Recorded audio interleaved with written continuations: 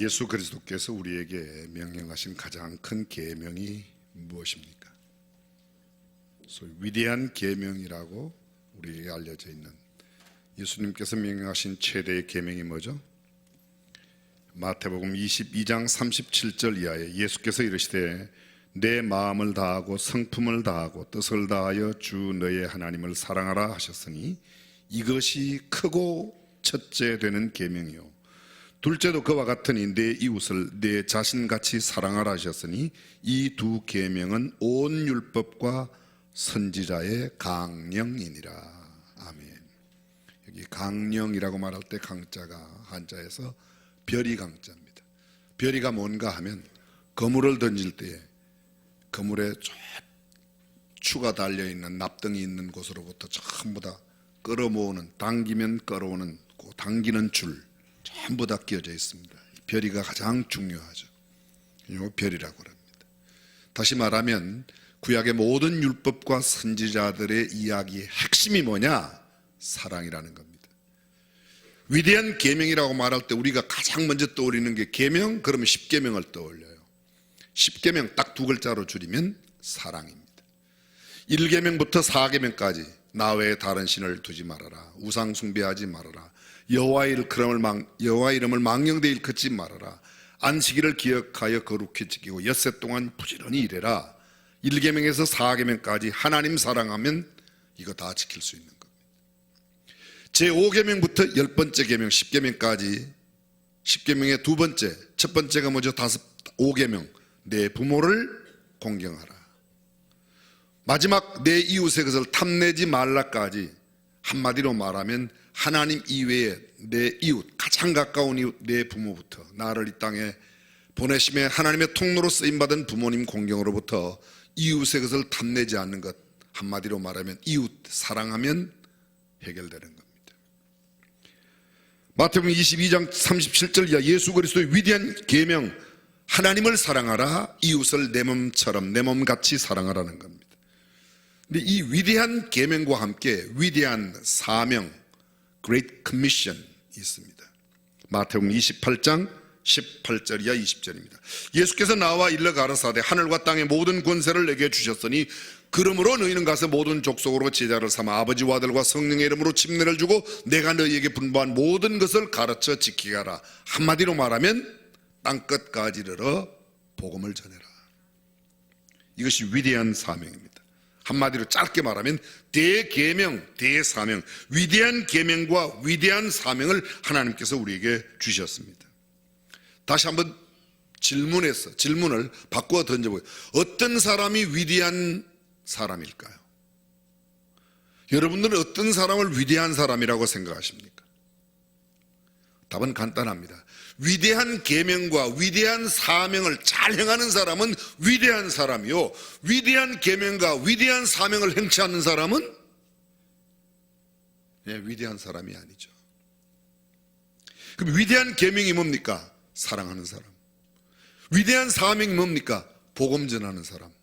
내 삶을 통하여 사랑을 실천하고 내 삶과 내 어느 모든 행동을 통하여 영혼을 구원하는 복음 전도의 사명을 감당하는 사람은 위대한 사람입니다.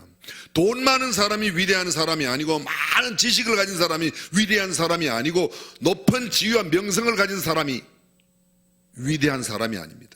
그 사람은 돈 많은 사람입니다. 지식 많은 사람입니다. 높은 자리에 있는 사람입니다. 위대한 사람은 아닙니다. 위대한 사람은 위대한 계명과 위대한 사명을 잘 감당하고 지키는 사람이 위대한 사람인 줄로 믿습니다. 그렇습니다. 자, 다시 다른 걸 한번 여쭤보겠습니다. 여러분은 예수님 이후에 가장 위대한 사람이 누구라고 생각하십니까? 베드로라? 그렇게 생각할 수 있어요. 또요? 누구라고 생각하시나요? 일부러 틀리려고 대답하지 않으면 거의 맞을 겁니다. 제 생각에는 가장 위대한 사람은 사도 바울이 아닐까, 이런 생각을 갖습니다. 누가 제일 부자냐, 누가 제일 많은 것을 배웠냐, 누가 많은 가장 지식을 가지고 있는 이런 것들이 아니라 누가 가장 위대한 사람인가, 어떤 전도자보다, 어떤 선교사보다, 어떤 목회자보다, 어떤 세상에 탁월한 교수보다 위대한 사람, 저는 바울이라고 생각합니다. 그는 예수 그리스도를 박해하던 사람이었지만 예수 그리스도를 믿고 난 이후 초대교회, 아니 교회사에, 인류 역사에, 세계사에 빛나는 가장 위대한 하나님의 사람입니다. 길리기아 다소 출신입니다. 베냐민 지파 사람이란 말은 이스라엘의 초대 임금 사울이 베냐민 지파, 다시 말하면 왕손이란 뜻입니다. 이스라엘 족속이었습니다. 히브리인 중에 히브리인으로 종교심이 특심했습니다. 율법의 의로는 흠이 없을 만큼 완벽한 사람이었습니다. 당대 최고의 율법을 잘 지키는 파가 바리새파였는데 그는 나는 율법으로는 바리새인이요 율법의 의로는 흠이 없는 자라고, 바리새파 사람, 구별된 사람이란 뜻입니다. 보통 사람과 다른 율법을 가장 잘 지키고 준수하는 사람이었습니다. 가말리엘 문화에서 율법과 수사학을 공부하였고 모든 학문을 익힌 사람입니다. 당시 산헤드린 공회의 일원이었습니다. 산헤드린 공회는 입법, 사법, 행정을 한꺼번에 다 가지고 있었습니다. 법을 만들고 그 법을 집행하고 그 법을 준행하고 모든 행정을 하는 사람이 산헤드린 공회 70명이었습니다. 그 중에 한 명이었습니다. 그 바울이 다메섹 도상에서 예수 그리스도를 만나고 그리스도인이 됩니다. 수많은 우여곡절을 거쳐 초대교회 최고 최대의 선교사가 되었습니다. 그의 삶의 모든 우여곡절을 이 짧은 시간에 나눌 수가 없습니다. 우리가 아는 대로만 1차, 2차, 3차 전도 여행을 하였습니다. 수많은 교회를 세웠습니다. 고난을 많이 받았습니다. 죽음의 고비를 한두 번 경험한 것이 아닙니다. 부지기수의 기적과 이적을 행했습니다. 신약 성경 27권 가운데 적어도 13권을 그가 기록했습니다. 왜 적어도라는 말을 붙인가? 히브리서는 누가 썼는지 모르는데 많은 사람들은 그것도 바울이 썼다고 말합니다. 만약 그것까지 썼다면 절반 이상의 책을 그가 기록했습니다. 필설로 다 할 수 없는 박해와 고난과 역경 가운데도 복음 전하는 일을 마치려면 자기의 생명을 그 무엇과도 바꾸지 않고 그냥 초계같이 다 헌신해 버렸습니다. 헐벗고 줄이고 목마르고 매맞고 오해받고 감옥을 여러 번 드나들었습니다. 최후의 순간 로마 감옥에서 사형수가 되어 단두대에 처형되어 순교하기까지 철저히 예수 그리스도 중심, 복음 중심, 하나님의 말씀 중심의 삶을 살았던 분이 사도 바울입니다. 그는 이렇게 말합니다.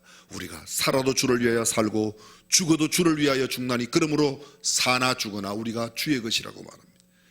그는 또 이렇게 말합니다. 나는 우리 주 예수 그리스도의 십자가 외에는, 나는 복음 이외에는, 구원의 말씀 이외에는 다른 것은 결코 자랑하지 않겠노라고 말했습니다. 빌립보 교회 보낸 편지 가운데는 내게 사는 것이 그리스도니 죽는 것도 유익하다고 말했습니다. 그 사도 바울이 남긴 마지막 편지의 마지막 장이 바로 오늘 우리가 읽은 디모데후서 4장입니다.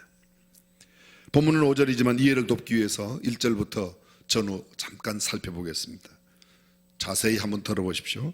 하나님 앞과 산자와 죽은 자를 심판하실 그리스도 예수 앞에서 그의 나타나실 것과 그의 나라를 두고 엄히 명하노니. 디모데후서 4장 1절이 이렇게 시작합니다.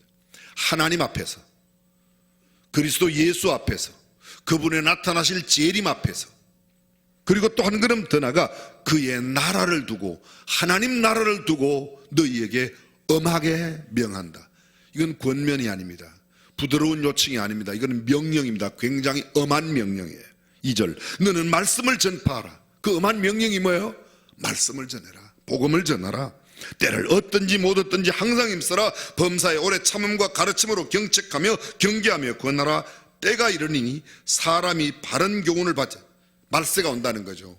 근데 말세가 오게 되면 어떻게 되는가? 사람이 바른 교훈을 받지 않고, 쉽게 말하면 바른 교훈, 올바른 교훈은 기피 현상이 나타납니다. 두 번째로 뭐라고 되어 있습니까? 바른 교훈을 받지 아니하고 귀가 가려워서 자기의 사욕을 좇을 스승을 많이 두고, 사욕을 좇는 스승을 많이 둡니다. 사욕을 좇는, 내 욕심을 채우는 일에 조언을 주는 사람들은 굉장히 많이 두는데 진리의 말씀을 행하는 사람, 진리의 말씀을 들려주는 사람은 거부합니다. 4절, 또 그 귀를 진리에서 돌이켜 헛하는 이야기를 좇으리라. 보십시오. 때가 이르니 사람들이 바른 교훈을 받지 않고 귀가 가려워서 자기의 사욕을 좇을 스승을 많이 두고 또 그 귀를 진리에서 돌이켜 헛하는 이야기를 좋아한다. 헛하는 이야기 뭡니까? 진리를 거부해요. 진리를 거부해요. 허탄한 이야기, 내게 내 영적인 삶에 내 인생에 도움이 되지 않은 좀 쉬운 말로 말씀드리겠습니다. 별로 영양가 없는 드라마 같은 데 너무 빠지는 거예요. 대한민국 드라마가 다 그런 건 아니지만 거의 보면요, 출생의 비밀, 불륜, 이 사람은 저 남자, 저 남자는 이 여자, 아주 막 섞여 있는 이런 것들, 거의 그런 것들이에요. 근데 그 드라마를 얼마나 열심히 보는지 성경책은 아예 보지도 않지만 시간 맞춰놓고 그것 때문에 막 부부 싸움을 해가면서 채널 싸움을 하는 겁니다. 다른 사람 이야기처럼 듣지 마세요. 여러분 다 우리 이야기니까. 우리가 그렇게 하고 있어요. 진리에서 귀를 돌이키고. 그래서 그렇습니다. 이러한 바른 교훈, 기피 현상, 사욕을 추구하는 서성을 많이 두는 현상, 허탄한 이야기를 좇는 현상, 진리를 거부하는 이런 현상이 계속 더욱더 대두되지만 5절 그러나, 오늘 본문입니다. 그러나 너는 모든 일에 근신하여 고난을 받으며 전도인의 일을 하며 내 직무를 다하라. 관제와 같이 벌써 내가 부음이 되고. 바울은 자신의 이야기를 합니다. 관제처럼 재물 위에 붓는 포도주나 기름처럼 나는 이미 부어졌다는 겁니다. 나의 떠날 기약이 가까웠도다. 나 이제 죽음이 임박했어. 죽음이 나를 엄습해 오고 있다는 겁니다. 7절 내가 선한 싸움을 싸우고 나의 달려갈 길을 마치고 믿음을 지켰으니 이미 내가 살 만큼 나는 다 내게 주어진 삶의 길을 다 살았다는 겁니다. 이제후로는 나를 위하여 의의 멸류관이 예비되었으므로 주 곧 의로우신 재판장이 그날은 내게 주실 것이니 내게만 아니라 주의 나타나심을 사모하는 모든 자에게니라. 여러분, 이 디모데후서는 바울이 로마의 마지막 감옥에 투옥되어서 자기의 후임자로 에베소 교회를 담임하고 있는 디모데에게 보내는 유언과도 같은 편지입니다. 그 뒤에 이어서 8절에 이어 9절을 보면 너는 어서 속히 내게로 오라. 21절 겨울 전에 너는 어서 오라. 여기 어서 속히 오라, 어서 오라, 겨울 전에 오라. 굉장히 긴박함이 있습니다. 절박함이 있습니다. 절실함이 있습니다. 긴급한 그런 상태. 내가 언제 떠날지 모르니까 너는 빨리 와라. 그런데 빨리 오는 그것은 오는데 내가 잊지 말고 해야 될 일 있다. 말씀 전하는 일, 전도인의 일을 감당하는 일만큼은 꼭 하라고 이야기하고 있습니다. 바울이 디모데를 만났는지 안 만났는지에 대해서는 성경은 이야기하지 않습니다. 한 가지 분명한 것은 죽음을 눈앞에 둔 마지막 순교 직전의 사형수가 그의 믿음의 아들에게 명령하는 내용, 한마디로 말하면 복음을 전하라, 말씀을 전파하라, 전도하라, 직무를 잘 감당하라는 말씀을 남겨두고 있습니다. 자, 다시 한번 보겠습니다. 본문 5절 너는 모든 일에 근신하며 자신에게 대하여 하는 말입니다. 너는 스스로 근신해라. 영적 각성을 촉구하는 말씀으로 민감한 영적 감각으로 모든 일을 분별하여 행동하라는 겁니다. 모든 일에 스스로 근신해라. 잠들면 무감각해지니까 자지 말고 깨어있어라. 똑같은 말씀이 디모데후서 2장에 나옵니다. 너는 깨어있어. 이렇게 깨어라고 말합니다. 영적으로 잠들지 말고 깨어있어. 민감하게 반응하고 성경적인 행동을 하며 살라고 말하고 있습니다. 그리고 또 말합니다. 고난을 받으며. 아니 무슨 인사가 이런 인사가 있습니까? 내가 고난을 받으라고. 고난이 그리스도인의 삶의 필연적인 거란 겁니다. 상대하는 사람부터 오는 고난, 나에게 고난을 주는 사람들로부터 오는 그런 모든 일에 대하여 참아내는 겁니다. 어려운 환경에 대하여 견디어내는, 이 오래 참는다는 표현은 두 가지가 있습니다. 인내라는 말은 하나는 나를 괴롭히는 사람으로부터 참는 것이고, 하나는 내가 살기 어려운 형편, 환경 가운데서 참는 것, 이것이 다 합쳐져서 인내라는 단어입니다. 디모데후서 2장 9절에 보면 복음을 인하여 내가 죄인같이 매이는 데까지 고난을 받았으나, 죄인같이 매이는 데까지 고난을 받았으나, 지금도 매여 있습니다. 감옥에 있습니다. 그런데 죄인같이, 여기 죄인이라는 단어의 원어가 똑같은 단어로 쓰여진 것이 누가복음 23장 보면 예수님이 십자가 달리실 때에 함께 달렸던 강도를 표현할 때 그 강도라는 단어와 이 죄인이라는 단어가 똑같은 단어입니다. 쉽게 말하면 나는 복음을 전하다가 강도 취급을 받고 이렇게 고난을 받고 감옥에 와 있다. 그의 고난이 얼마나 극심한 고난인지, 감옥 속의 형편이 얼마나 어려운지를 그대로 드러내고 있습니다.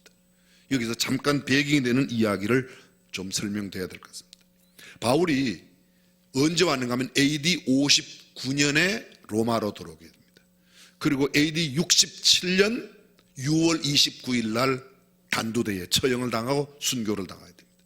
그럼 AD 59년에 왔습니다.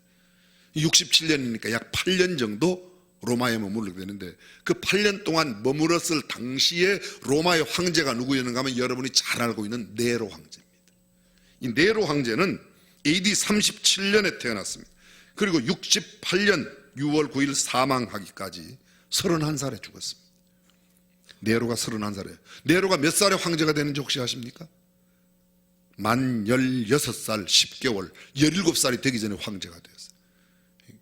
우리는 흔히 황제 그러면 굉장히 나이가 많은 것으로 생각하지만 네로 황제는 자기보다 3살 아래인 적자가 있었음에도 불구하고 서자인 그가 황제가 되어서 율리시우스 황제 가문에서는 마지막 황제로 로마 황제 5대 황제가 됩니다. 근데 그 황제가 있었던 당시 네로가 로마 황제 되었을 때에 바울이 그곳에 오게 되었습니다. 바울이 오게 된 이야기는 사도행전 27장과 28장에 되어 있습니다. 그가 나는 로마의 시민권이 있는 까닭에 나를 로마에 가서 재판받게 해달라. 그래서 백부장 율리오에 의해서 배로 호송을 받아서 압송당해서 로마에 왔는데, 로마에 와서 그가 처음 머문 곳이 어디였는가 하면 유태인들이 집중하여 살던 곳, 우리가 흔히 요사이 쓰는 말로는 게토 지역입니다. 이 게토 지역이란 말은 전 세계에 흩어져 살던 유대인들이 집단적으로 살던 동네를 게토라고 합니다. 독일의 나치가 전 세계에 흩어져 있는 유대인들을 죽일 때에 폴란드에 있는 게토 지역에 유태인들 100만 명 이상을 죽였습니다. 독일에 있는 사람을 100만 명 이상 죽였습니다. 전 세계는 유태인 600만을 학살 때 주로 유태인들이 모여 살고, 이 유태인들이 모여 사는 것은 언제부터인가 정확하게는 알 수 없지만 BC 606년 바벨론에 의해서 그들이 붙잡혀 갈 때부터 사람들이 많이 흩어지기 시작했고, 결정적인 흩어진 것은 AD 70년 로마의 타이투스 대장, 티토 대장이 바로 이스라엘을 공격해서 예루살렘을 완전히 함락시키고 거기서 10만 명 노예를 붙잡아 갑니다. 이스라엘 사람들을, 그 사람들을 붙들고 내려가서 티토 대장이 세운 것이 여러분이 잘 알고 계신 콜로세움을 그 티토 대장이 세웠습니다. 8년 동안 적어도 유태인 10만 명 이상의 사람을 노예로 끌고 가서 그것을 세웠던 겁니다. 근데 바로 이 네로 황제가 그 후대를 이어서 네로 황제가 정권을 잡고 난 이후에 그 직전에 죄송합니다. 티토 황제 바로 직전에 그가 되어서 수많은 사람들을 이 경기장, 원형 경기장 위에 콜로세움을 세웠는데, 그 콜로세움 세우기 전 원형 경기장 시절에 그곳에서 수많은 사람들을 그렇게 학살하여 죽였던 겁니다. 바울이 있었던 시대는 결코 만만한 시대가 아니었습니다. AD 54년 10월 13일에 네로가 황제의 즉위에서 아까 말씀드린 대로 약 13년 8개월 동안 있었습니다. 만 16살, 17살이 채 안 된 나이에 황제가 되었고, 즉위 10년차 64년 7월 18일 로마시에 큰 화재가 발생하게 됩니다. 기름 창고에 사고가 나서 불이 났는데, 흔히들 사람들이 네로가 불을 질렀다고 말하는데 기름 창고에 사고가 생겨서 불이 났답니다. 근데 불이 나서 로마시가 타게 되니까 그 죄를 예수 믿는 사람들에게 뒤집어 씌웠습니다. 예수 믿는 사람들을 잡아다가 학살하는 겁니다. 근데 예수 믿는 사람들을 잡으려고 하니까 그 사람만 잡아갖고는 안 되고 그 괴수를 잡아야 되는데, 그 괴수가 누구예요? 사도 바울이에요. 그래서 바울을 잡아다가 감옥에 쳐넣습니다. 로마에 바울이 갇혔던 감옥이 3개가 있습니다. 이미 말씀드린 대로 사도행전 28장 30절과 31절에 하는 바울이 온 이태를 만 2년을 자기의 셋집에 유하면서 자기에게 오는 사람들을 다 영접하고, 그가 예수 그리스도에 관한 것을 담대히 말하였으나 그 많은 자가 없었다. 처음 2년 동안은 감금 생활했습니다. 상당히 그때는 자유가 있어서 복음을 전할 수가 있었습니다. 근데 거기에서 풀려나 잠시 나왔다가 다시 로마의 1차 감옥에 투옥됩니다. 1차 감옥에 투옥되었을 당시에 편지를 씁니다. 그 편지가 에베소서, 빌립보서, 빌레몬서, 골로새, 에필골몬, 요 4권의 편지를 써 옥중서신이라고 합니다. 그 옥중서신을 썼던 편지는 지금 현재 콜로세움으로부터 옛날 로마의 황제가 살던 지역 중심가로 가는 길에 있습니다. 제가 1990년도에 처음 여기 감옥을 가보았습니다. 그리고 이번에 2번째 또 가보았습니다. 이번엔 들어가지는 못했습니다.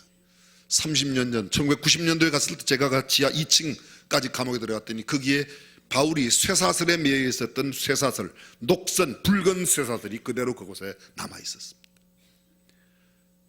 그곳에도 바울이 편지를 써죠. 4권의 편지를 씁니다. 에베소서하고 빌립보서, 골로새, 빌레몬서. 그런데 에베소서와 빌립보서는 두기고편에 대신 써서 두기고에게 전달했는데, 빌레몬과 오네시모, 이 빌레몬과 골로새서와 빌레몬서는 골로새 교회인데, 골로새 교회는 바울이 한 번도 간 적이 없습니다. 이것은 에바브라디도가, 바울에게 복음을 듣는 에바브라디도가 골로새 교회를 세웠고, 골로새 교회 내에 있던 빌레몬이라는 사람이 자기 집을 또 교회로 내놓았습니다. 그래서 빌레몬에게는 오네시모를 위하여 편지를 쓰고 골로새 교회에 편지를 썼습니다. 근데 이 편지에 쓸 때 이렇게 말합니다. 내가 친필로 이 편지를 쓴다.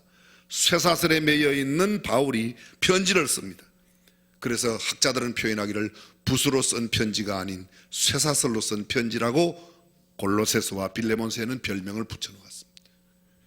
바울이 그 이후에 나오게 됩니다. 그 1차 과목 투옥 때가 나와서 한 2년 동안 사이에 디모데 전서와 디도서를 씁니다. 디모데 전서는 이미 말씀드린 대로 에베소 교회의 후임자가 되어 있는 바울의 후임자가 디모데였습니다. 그 디모데에게 에베소 교회를 목회할 때 이렇게 목회하라고, 또 디도에게 편지를 썼습니다. 디도는 어디에 있었는가 하면 지중해 안에 있는 섬 크레타 섬, 지금의 크레타며 성경에는 그레데 섬이라고 되어 있습니다. 그곳에서 목회하고 있는 디도에게 편지를 보내서 1차, 2차 톡 당시 그 중간 사이에 두 권의 편지를 썼습니다. 그리고 난 이후 2차 감옥에 들어갔습니다. 바울은 더 이상 감옥에서 나오지 못한 채 순교당하게 되는데, 순교 직전 2차 감옥에서 마지막 남긴 편지가 오늘 본문입니다. 그 편지에서 바울이 디모데에게 이렇게 말합니다. 너는 스스로 건진해라. 너는 스스로 건진해라. 너 스스로를 살피고 깨어있으란 말입니다. 그리고 한 걸음 더 나가서 그 근신의 상태를 조금 더 나아가 네가 복음을 전하는 일에 최선을 다해 복음을 전하라고 이야기하고 있습니다. 그 필연적인 전도에 따라오는 고난을 받으며 그 다음에 세 번째 전도 일을 하며, 구체적으로 이야기합니다.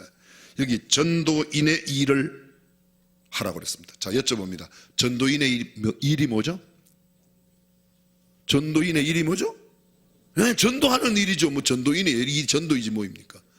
너 전도 열심히 해라. 디모데는 에베소 교회 바울을 뒤이은 목회자였습니다. 그런데 바울은 디모데에게 전도인의 일을 하라고, 목회자라라 이런 표현보다 전도인은 목회자가 해야 할 가장 중요한 일이 전도하는 일이라고 이야기하고 있습니다. 목회자 전도자입니다. 성도 전도자입니다. 나는 전도는 은사가 없어서 나는 목회자니까 목회만 열심히 한다. 그거 속지 마세요. 전도를 열심히 하는 게 목회의 일이에요. 전도보다 더 소중한 목회의 일은 없습니다. 또 어떤 목사님은 그래요. 목사는 목자고 성도들은 양이니까 양이 양새끼 낳지 목자가 양을 낳습니까? 여러분들이 애를 낳는 겁니다. 빨리 전도하세요. 그것도 뻥이에요. 그것도 잘못됐어요. 어디 목사가 목자라고 그랬어요? 여호와는 나의 목자시니 그랬지, 목사는 나의 목자시니 성경 그런 구절 있어요? 없어요. 요한복음 10장 10절에 뭐라고 돼 있어요? 예수님께서는 나는 선한 목자니, 예수님이 선한 목자라고 그랬지 목사가 목자라고 그랬어요. 목사도 한 마리 양이에요. 한 마리 양이에요. 성도들만 양이 아니라 저도 양이에요. 아멘 안 하시는 거 보래요. 아멘. 양이에요. 굳이 좀 좋게 표현하면 앞서가는 양, 모본을 보이는 양, 모본을 보여야 하는 양인데, 양이 앞서가는 양이 모본도 안 되고 그러면 되겠습니까? 교회 목사의 목적 영혼 구원하는 겁니다. 성도들의 목적 영혼, 예수 믿지 않는 사람 예수 믿게 하는 일, 이거보다 더 중요한 일이 없습니다. 때로 목사가 목자의 기능을 감당할 때가 있어요. 어떤 때요? 자 보십시오. 예를 들어서 여러 형제가 있는데, 한 10남매가 있는데 부모님이 어디 멀리 출장을 갑니다. 그러면 맞이를 불러요. 장남이나 장녀를 불러서 엄마 없는 동안에 네가 엄마 노릇해라. 큰아들에게 말합니다. 아빠 없는 동안에 네가 아빠 노릇해. 이게 아빠가 아니고 아빠 기능을 좀 하라는 거예요. 얼마 동안? 부모님 돌아올 때까지. 이해가 되셨어요? 목사가 목자의 기능을 감당할 수 있어요. 그러나 목자는 아니에요. 목자는 우리 주님밖에 안 계십니다. 목자. 아멘. 목자의 기능은 감당해요. 그때 엄마 아빠 없을 때 가장 언니나 가장 누나나 아니면 형에게 엄마 아빠라고 있는데 그게 자꾸 대들면 돼요 안 돼요? 대들면 돼요 안 돼요? 그 대들면 누구한테 대드는 거라고요? 아니 이야기 안 하실 거예요? 누구한테 대드는 거예요? 보세요. 누구한테 안 대드는 거예요? 부모에게 대드는 거예요. 알아서 해석은 하세요. 알아서 해석은 하세요. 그런데 여러분 이렇게 말합니다. 목자가 목자의 기능을 가장 잘 감당하는 것은 모본을 보이는 일인 줄로 믿습니다. 주님은 이렇게 말씀하세요. 나는 선한 목자라 양들을 위하여 내 목숨을 버리느니라. 할렐루야. 베드로전서 5장 1절에 보면 베드로를 통하여 주님께서 말씀을 이렇게 하십니다. 너희 중 장로된 자들에게 권하노니 나도 장로되었다. 베드로가 말하는 겁니다. 나도 한 마리 양이라는 겁니다. 너희 중에 양무리를 치되 부득이 함으로나 하지 말고 오직 하나님의 뜻을 좇아 자원함으로 하며 더러운 일을 위하여 하지 말고 오직 즐거운 뜻으로 하며 맡기운 자들에게 주장하는 자세를 취하지 말고 오직 양무리의 본이 되라. 너희 장로된 자들에게, 우리 교회 장로님, 권사님 이런 분들이에요. 목회자들에게 말하노니 너희는 주장하는 자세를 하지 말고 더러운 일을 위하여 하지 말고 하나님의 뜻을 좇아 자원함으로 하고 부득이함으로 마지못해서 하지 말고 기쁨으로 감당하고 양무리의 본이 되라. 그렇습니다. 전도인의 직무를 잘 감당하는 일이 가장 양무리의 본이 되는 일인 줄로 믿습니다. 바울은 디모데에게 지금 그 일을 명하고 있는 겁니다. 너는 건진해라. 건진해라. 그리고 너 정말 스스로를 살피면서 내게 주어진 이 전도인의 일을 잘 감당해라. 고난이 따르게 돼 있다. 그렇습니다. 복음에는 고난이 필히 따릅니다. 복음 전파에 절대 공짜가 없습니다. 대가가 필요합니다. 그 반드시 지불하는 대가가 뭐예요? 고난이에요. 나는 고난 없이 지금 예수 잘 믿는다. 복음을 전하지 않기 때문에. 복음을 전하는 전도인의 일을 하면 반드시 고난이 따르게 되어 있습니다. 그러나 그 고난이 다가와도, 고난이 있음에도 불구하고 그 직무를 잘 감당하라고 말하고 있습니다. 마지막으로 이야기합니다. 내 직무를 다하라. 바울은 믿음의 아들 디모데에게 이야기합니다. 사랑하는 아들 디모데에게, 다시 말하면 내가 아버지의 심령으로 내게 말하는데 너는 내 직무를 다하라. 이 직무라는 말이 사도행전 6장에 보게 되면 7 최초의 봉사자를 뽑을 때에 그들에게 사명을 주죠. 그 사명이라는 단어가 똑같은 단어예요. 공궤하는 일을 맡기다, 공궤하다. 그 공궤라는 단어가 사명이라는 단어이고 그 사명이라는 단어가 본문의 직무라는 단어이고 이 직무라는 단어가 헬라어로 디아코노스입니다. 디아는 무엇을 털다, 통하다 그런 뜻이고 코노스는 먼지를 터는 것. 그 디아코노스에서 영어 디컨이 왔습니다. 디컨이 집사야. 집사가 뭐 하는 사람이라고요? 먼지 트는 사람이라고. 사명자가 뭐 하는 사람이라고요? 먼지 트는 사람이라고. 먼지 트는 사람. 이 단어가 어디에 쓰여지는가? 초대교회 이 단어는 밥상을 날라주는 식당의 봉사자야. 밥그릇 날라주는 사람이에요. 밥그릇 날라주는. 가장 낮고 천한 자리에서 섬기고 봉사하는 사람.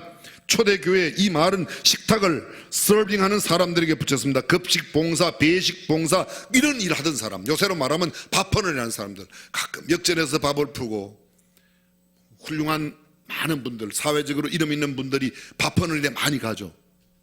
국회의원들도 가시고 아니면 국회의원 사모님들도 가시고 무슨 장관들도 가시고. 여러분 우리나라에서 밥허 그러면 여러분들이 떠오르는 데가 있죠. 최일도 목사님 다일 공동체, 그 밥허 공동체라고 그래요. 제가 작년 12월 31일까지 그 다일 이사였어요. 가끔 오라고 그래요. 가보면요 밥하라고 그러더라고요. 열심히 제가 밥을 푸죠. 밥을 푸는데 그 다일 공동체에 밥 풀 때 한 가지 특징이 있어요. 어른들한테는 밥을 이렇게 서서 퍼줘요. 근데 애들은 오면요 반드시 밥 푸는 사람이 무릎을 꿇고 아이들의 눈높이에 맞춰서 밥을 퍼서 두 손으로 이렇게 드려요. 어린아이를 섬기는 것을 보여주라는 겁니다. 캄보디아에 가서도 그렇게 했습니다. 다른 나라에서도 그렇게 했습니다. 저는 이 바퍼의 정신이 어쩌면 이 성경의 서빙 정신, 봉사하는 정신, 섬기는 정신. 성경은 이렇게 말합니다. 내 직무를 다하라. 내가 섬기는 일을 다하라. 여기 영어로 완성하라. To fulfill. 그걸 다 완성하라는 두 가지 개념이 있습니다. 시간적으로 말할 때는 끝까지 하라는 말이고, 내용적으로 말할 때는 내게 주어진 직무의 분량을 다 완성해라. 다 완성해라. 바울이 디모데에게 하는 권면입니다. 바울은 고린도 교회 보낸 편지글 속에서 이런 말씀을 하고 있습니다. 이 전도의 일은 꼭 해야 될 일이다. 내가 복음을 전할지라도 자랑할 것이 없으면 내가 부득불할 일임이라. 만일 복음을 전하지 않으면 내게 화가 있을 것이미로다. 이건 반드시 해야만, 해도 좋고 안 해도 좋은 일이 아닙니다. 반드시 해야만 합니다. 우리 교회식으로 좀 표현해 보겠습니다. 1월 초부터 예필이 적어내고 그 사람 위해서 기도하고 그 사람 오늘 금년 내로 주님 앞에 인도하라고 그랬죠. 여러분들은 다른 교회에서 오늘 처음 오셨어요? 그랬죠? 그거 하라는 이야기예요. 그거 하라는 이야기예요.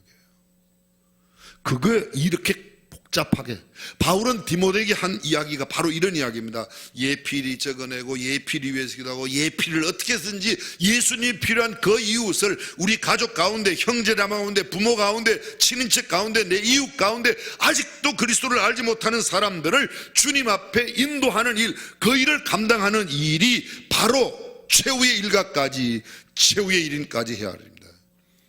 우리 독립선언서 맨 마지막 공약 3장에 만해 한용운 선생이 그랬어요. 최후의 일인까지, 최후의 일가까지. 저는 이 말씀이 바로 여기라고 생각해요. 바울이 남기는 마지막 유언과도 같은 그 말에서 너는 끝까지 전도인의 직무를 다 감당해라. 내게 있는 직무를 끝까지 다 해라. 시간으로도 끝까지, 내게 주어진 분량으로도 끝까지 다 감당해야 된단 말입니다. 우리가 살아가면서요, 해도 되는 일, 안 해도 되는 일이 있습니다. 반드시 해야만 하는 일, 하지 않으면 안 되는 일이 있습니다. 절대로 해서는 안 되는 일이 있습니다. 우리는 어떤 일을 해야 할까요? 어떤 사람들은 보면 해도 그만, 안 해도 되는 그만, 그런 일에 너무 많은 시간을 보내요. 어떤 사람은 하지 않아야 될, 하지 말아야 될 그 일만 길을 쓰고 하다가 교도소에 가서 평생 보내는 사람도 많아요. 그러나 우리가 평생 하지 않으면 안 되는 일이 있습니다. 그게 뭐죠? 열심히 일해서 먹고 사는 일, 복음 전하는 일. 아멘. 그 일 감당해야 됩니다. 사랑하는 성도 여러분, 우리 중앙교회 속한 모든 믿음의 권속들이 최후의 일가까지, 최후의 일까지, 이 세상에 단 한 명만 예수 안 믿는 사람이 있다고 해도 그를 전도하기 위하여서는 저와 여러분이 되어 하나님의 뜻을 이루어드리는 아름다운 믿음의 복된 공동체가 되시기를 주님의 이름으로 축원합니다. 기도하겠습니다.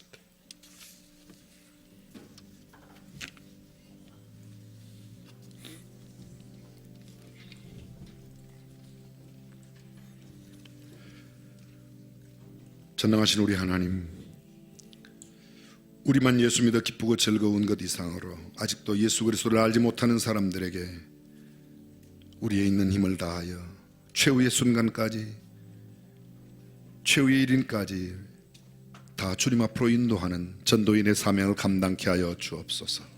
우리 주님 예수님의 이름으로 기도합니다.